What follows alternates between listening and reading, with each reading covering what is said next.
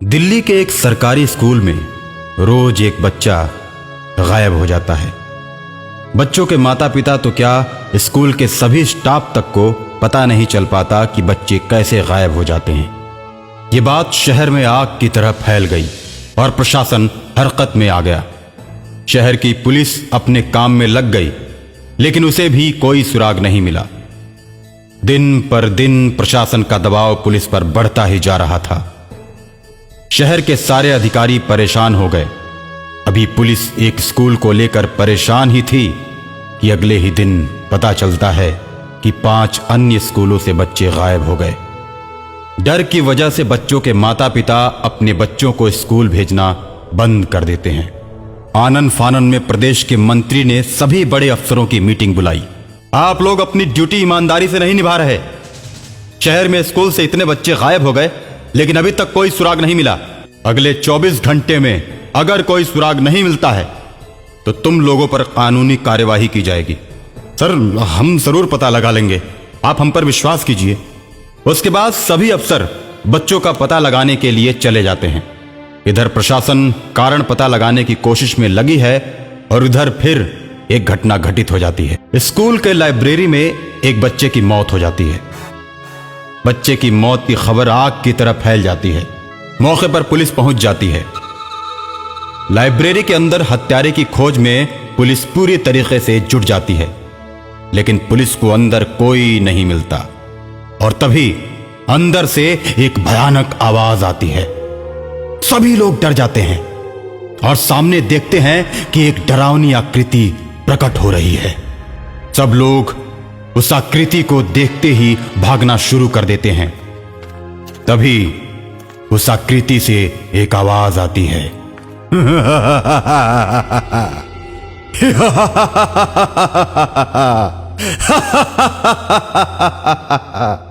कहां भाग रहे हो तुम लोग?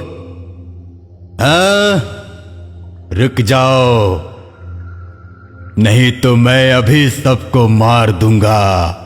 सभी लोग रुक जाते हैं, धीरे धीरे पीछे मुड़ते हैं और भूत की तरफ मुंह करके खड़े हो जाते हैं। मैं लाइब्रेरी का भूत हूं। लाइब्रेरी में किताब पढ़ते ही मेरी मौत हो गई थी।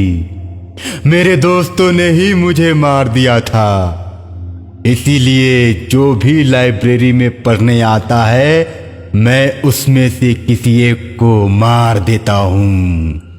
तुम लोग कुछ भी कर लो, लेकिन मौत का ये सिलसिला कभी भी रुकने वाला नहीं है।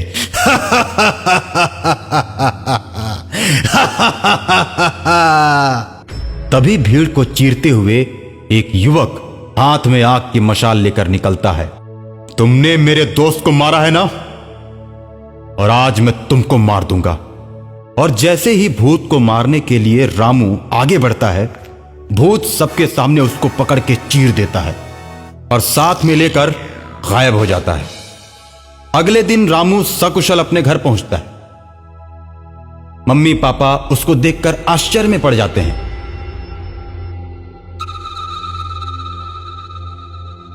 अरे, तुम कहां से आ गए? तुम्हें तो कल लाइब्रेरी वाले भूत ने मार दिया था। हैं बेटा? तुमने सही समझा। मैं रामू नहीं, मैं तो लाइब्रेरी वाला भूत हूं और रामू की शक्ल में घूम रहा हूं। आज मैं तो तुम दोनों को मार दूंगा।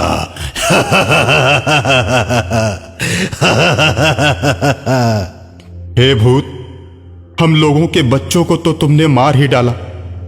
हम लोगों ने क्या गलती की है? अरे हम सबको छोड़ दो। ठीक है, मैं तुम सबको छोड़ दूंगा, लेकिन मेरी एक शर्त है और वो तुमको माननी ही पड़ेगी। मैं तुम्हारे ही यहां रहूंगा, लेकिन ये बात किसी को पता नहीं चलनी चाहिए। अगर भूल से भी तुमने मेरे बारे में किसी को बताया तो मैं तुम दोनों को मार दूंगा। इस तरह भूत रामू के घर में रहने लगता है। दिन भर घर में रहता और शाम होते ही लाइब्रेरी में पहुंच जाता। स्कूल की सभी लाइब्रेरी भूतिया हो गई थी, इसलिए सभी स्कूल खुलते थे, लेकिन उनकी लाइब्रेरी हमेशा के लिए बंद रहती थी। चारों तरफ दहशत इतनी थी कि कोई भी डर की वजह से लाइब्रेरी की तरफ नहीं जाता था। लाइब्रेरी बंद होते ही भूत क्रोध में आ गया और अब अपना शिकार बाथरूम के अंदर करने लगा। अब बच्चों के साथ साथ अध्यापकों को भी उसने मारना शुरू कर दिया। वो जैसे ही किसी को मार कर आता, रामू के माता पिता को सारी बात बताता था। आखिर तुम ऐसा क्यों करते हो और कब तक करते रहोगे? दुनिया में बहुत आदमी हैं, कितनों को मारोगे? मुझे जिन 4 लड़कों ने मारा है, मैं उन्हीं की तलाश में हूं। जिस दिन उन 4 को मार दूंगा तो मेरा बदला पूरा हो जाएगा। मुझे सभी लड़कों में उन्हीं का चेहरा नजर आता है। अब मैं रामू बनकर उन लोगों की तलाश करूंगा। इतना कहकर भूत गायब हो जाता है। इसको मारने वाले 4 दोस्त डर की वजह से सुनसान जंगल में एक साधु के पास गुफा में रहते हैं। वो भूत उन 4 की तलाश में निकल पड़ता है। चलते चलते आखिर में वो एक दिन साधु के पास पहुंच ही जाता है।